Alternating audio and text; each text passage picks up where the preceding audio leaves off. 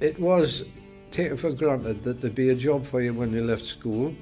If your family were production workers, labourers, and then that was, you would go into that side of it, start as labouring, then become possibly a crane driver or a smelter or whatever, blast furnaceman, general traffic. I mean, there was a lot of locomotives. So I think I once heard there was about 42 miles of railway line in around Consett Works internally. Everything was moved by rail and locomotives, 17 or 18 locomotives. With my background of uncles who were millwrights and tradesmen, they were role models for me. They were more than uncles, they were like mates to me. And my introduction to the works, I knew a lot about the works long before I set foot in them, just by listening to the crack at tea time when the lads came in from work, you know, and they were talking about what was happening. So I went in and I, with more airs and graces that I was entitled to, I decided I'd become one of the aristocrats of labour. I would become an electrician, a sparky. And that appealed to me because I liked tinkering on with that. And I felt there was a sort of glamour associated with that you were dabbling in a craft that were a great mystery to other people. People think, well, I'll have a go at plumbing or a bit, I'll hang a door. But, oh no, not electrics, I'll leave that to the witch doctors, you know. And that appealed to me enormously with my inbuilt developing ego, you know, which is still going, as you can see. It was just one of those things. People went to work at the company. As people say, you fell out of bed and you went to work. So it was just one of those things. But it wasn't historical in my family. I wanted to go farming. But my father thought there was more prospects of going to Steelworks when he was right. Working at the Steelworks, singer one and all. After a hard day's work, it was common for the workers to wind down and enjoy a good social life with colleagues and friends.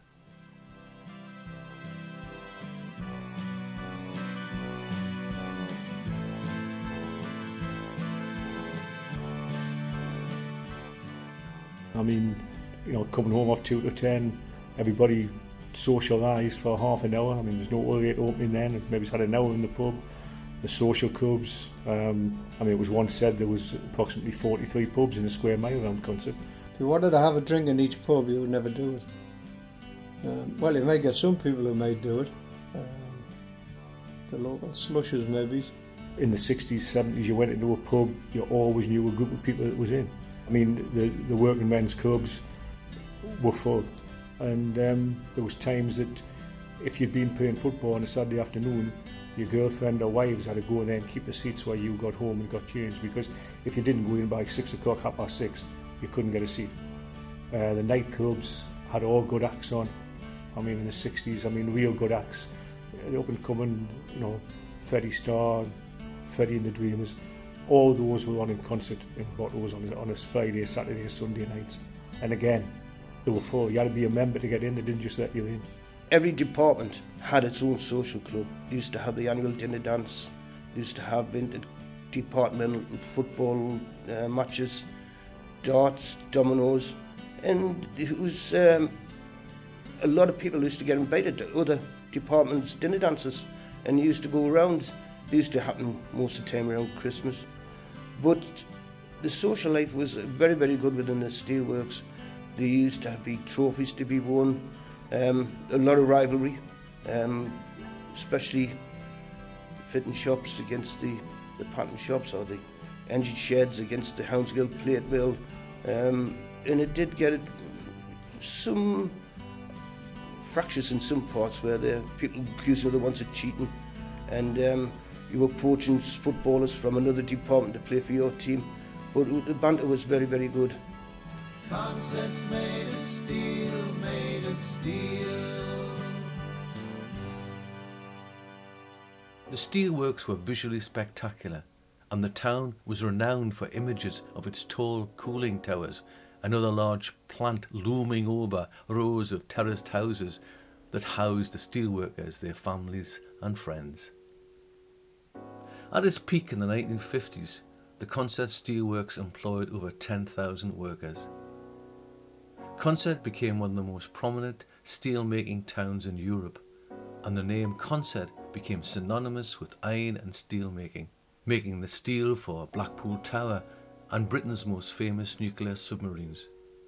The people of Consett could hear the ghostly sound of the works through the night. During the iron and steel era, a pall of red dust hung over the town that was airborne iron oxide from the steel-making plant. Of course, your windows were covered in it and your washing was covered in it. And if there was a big cloud, everybody used to run out and take their washing in quick because you knew where it was going to end up, like you wouldn't have to start washing it all over again. I take children on history walks and point out, obviously, the Victorian buildings, and then show them a contrast between a house that's been sandblasted and one that hasn't. And then you can very easily just take your finger and rub some of the top off the dirt, and the red's there for all to see. And we've been breathing that in. Walking home lived at Moorside at the time, and when you walked through, there was a road through the centre of the steelworks, and mainly the red dust, they let it out on the night time, you know. So what you had to do was, it was a steel, there was a road and there was a steel. If you're walking down, you couldn't keep your eyes open because the dust got in your eyes.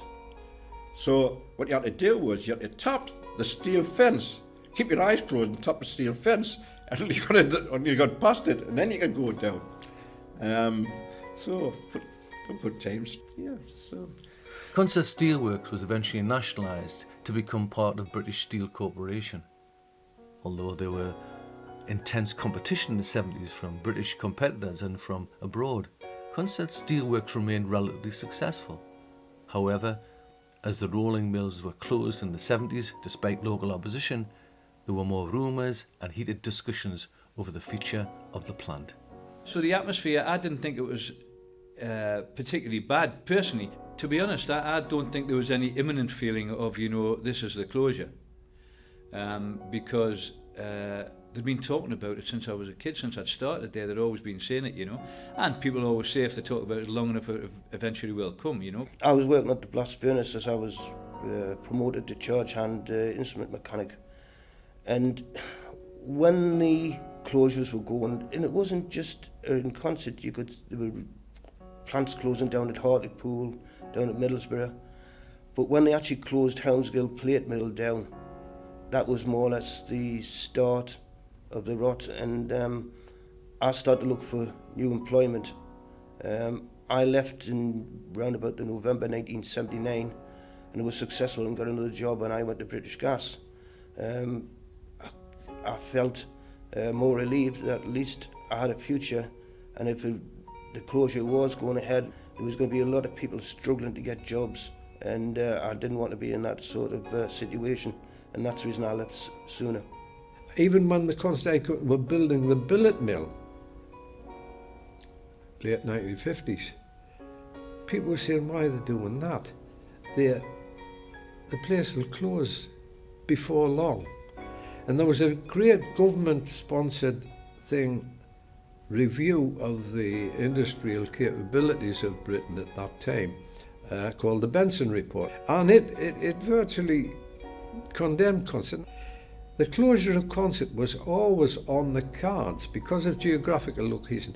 Once the local ironstone ran out, once that the ore had to be imported from wherever, well, it was a handicap that Consett had to suffer.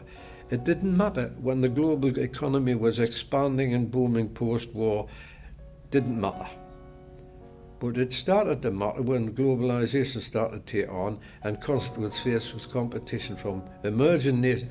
All who came to Consett, we were always industrialists coming round the works and studying our techniques and headhunting some of our metallurgists, etc. So there was always this element of doubt over Consett's future. It was political, but they had a big furnace at Teesside, and British Steel Corporation weren't going to run a big furnace at half production and keep Consett open.